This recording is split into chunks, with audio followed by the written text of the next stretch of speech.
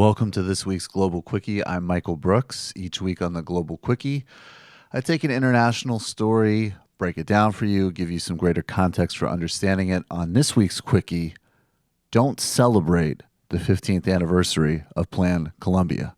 Now, Plan Colombia was a policy that was put in place towards the end of the Clinton administration to ramp up essentially military engagement in Colombia as a part of combating drug trafficking and rebel activity in that country. And this past month, President Obama, along with Colombian President Jose Manuel Santos, celebrated that anniversary. They claim it's core to the reason why that government's on the verge of signing a peace deal with the FARC rebels, and that without Plan Colombia and the sort of tough efforts that it brought along with it, we would not see success at the negotiating table. Now, that doesn't really make that much sense because Andres Pastrana, the former Colombian president, was attempting to negotiate with the FARC before Plan Colombia kicked in and further militarized the situation.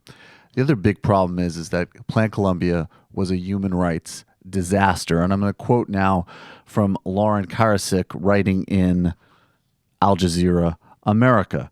She talks about the incredible human costs of Plan Colombia, including the fact that it has created an internal displacement crisis in Colombia that is second only to that of Syria globally. Contemplate that. We all know what a humanitarian crisis Syria is. Colombia is second to Syria in internally displaced persons. Plan Colombia also went along with brutal human rights crackdowns that included the deaths of more than 1,000 trade unionists and 370 journalists.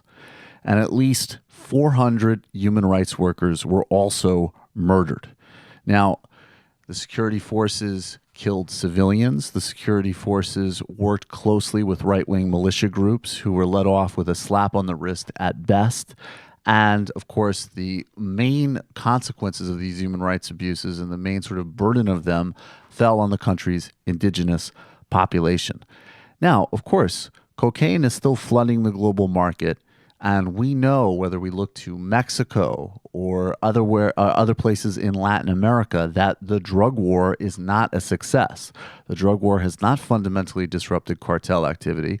It has not fundamentally disrupted the flow of narcotics globally, but it has contributed to already horrific human rights situations.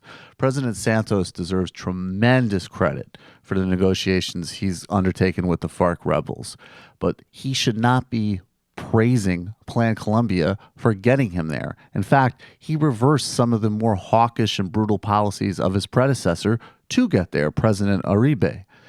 So, on the 15th anniversary of Plan Colombia, let's look towards a different set of policies in Latin America, one that prizes human rights, one that looks at the demand side of the drug crisis and no longer looks the other way on human rights violations in Latin America. I'm Michael Brooks. That's the Global Quickie.